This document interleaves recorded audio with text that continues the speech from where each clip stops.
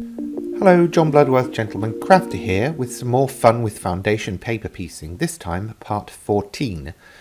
And we're going to do the flying goose. This requires just 2 colours and 5 parts to complete. 2 triangles will be in one colour and 3 will be in another. Now I've printed this onto foundation paper, excuse me, and I'm just going to cut that out. Foundation paper is very different to traditional paper in the fact that it has such a low density that you can basically see through it. A little like tracing paper, however tracing paper does have a higher density and is compressed. So foundation paper has been created for the specific purpose of foundation paper piecing. Getting my teeth all mixed up here. Now I've obviously positioned number 1 facing right side up, and now part 2, which will join that to make a square, will go on top of it right side facing down. And I'm going to pin that in place. You can sometimes get away with not pinning, but I prefer to just to keep things in place while I am sewing.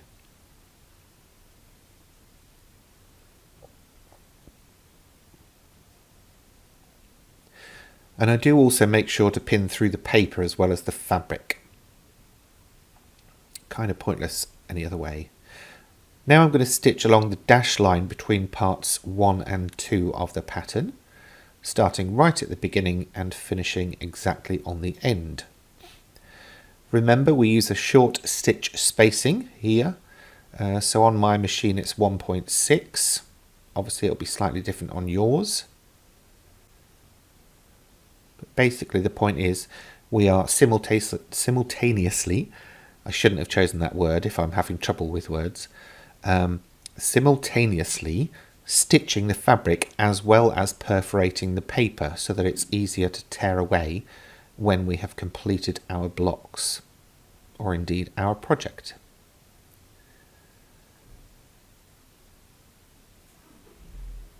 Now it's been great to see all of the things that you've been creating with these foundation patterns over in the Facebook group. If you haven't already joined, please feel free. I will of course leave a link wherever you see this video. If it's on YouTube, it will be in the description below the video. If it's on my blog, it will likely be just below the video as well, just in the main post. Okay, so I'm using the Teflon finger presser there to press that open. And next is part 3. Now I'm just sort of taking a look at this from the front of the pattern, so that's with the numbers the right way around, just to get an idea of how I'm going to position this, because I wasn't 100% sure. For some reason, triangles throw my head into a spin. I've no idea why. I can manage with every other shape.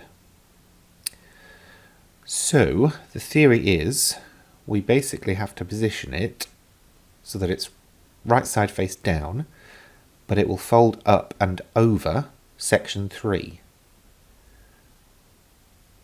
So basically like that.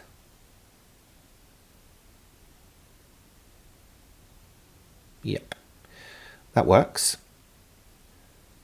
So basically I need to pin that in place and sew it. And this will get stitched on the line between parts 1 and 3. Obviously because part 2 is totally cut off from part 3, we don't really include that in our, thoughts. That's the one. Again, stitching along the dashed line. I didn't mention it earlier, but part 1 has a dotted line for positioning as well. Ignore that for sewing, that's just for positioning. And I'm backstitching at the start and end. If you have a tack down stitch on your machine, that's great to use as well. The idea is just to reinforce the start and the end of the stitch line so they don't come undone as you're working. Again, just pressing this down. Of course, if you have a mini iron and a pressing sheet, You could of course just use those to get everything crisp as you're working. I prefer to just do that right at the end.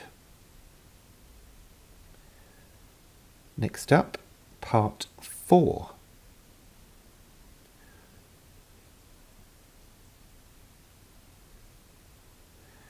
If you'd like to take part and do this for yourself, you don't have to join the Facebook group, but you can download the pattern itself along with the cutting guide that you saw at the start of this video from my website, gentlemancrafter.com.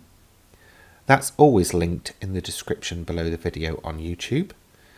And of course, I would very much appreciate any likes and subscribes that you care to shove my way, throw my way, click, whatever. I don't know, I'm nearly 50, I have no idea what's going on.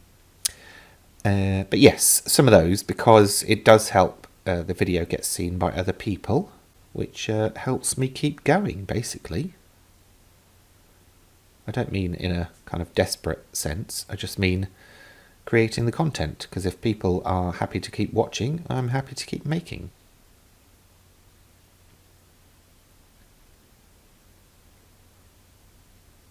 Okay, now creating those 2 pieces caused a couple of bunny ears, so I'm just going to grab a piece of card, which I've lost, and I'll basically fold back on the line that separates part 5 from everything else, and then trim away those bunny ears. With foundation paper piecing, you tend to do this for 2 reasons, basically to remove all the bulk and the mess, but also to give you a nice clean line to put your next piece against.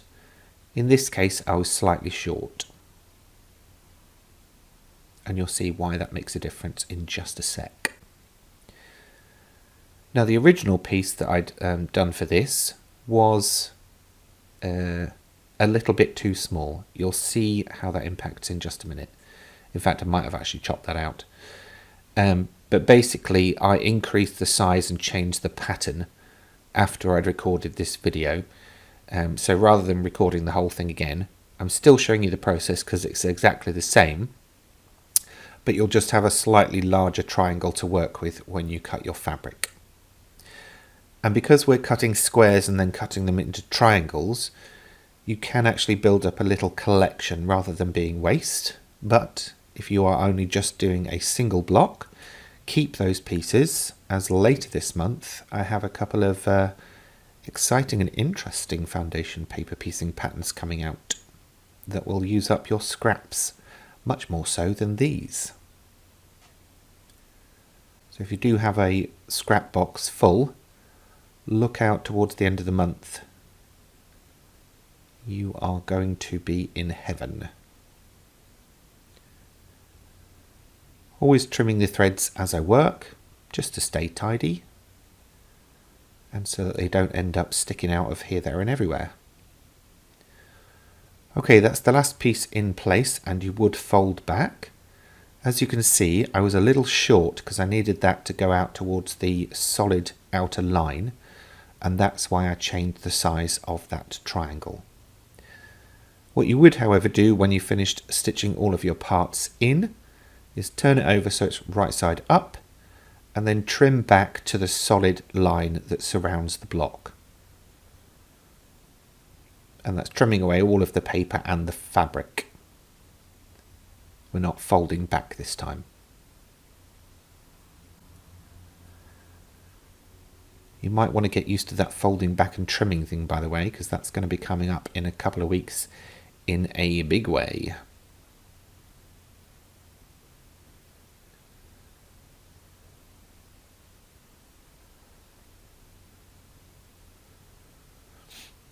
Okay, so here's the one that I changed and re-sewed after recording this video, and you can see it fits much better. Alright, I hope you have fun making, and I look forward to seeing what you make.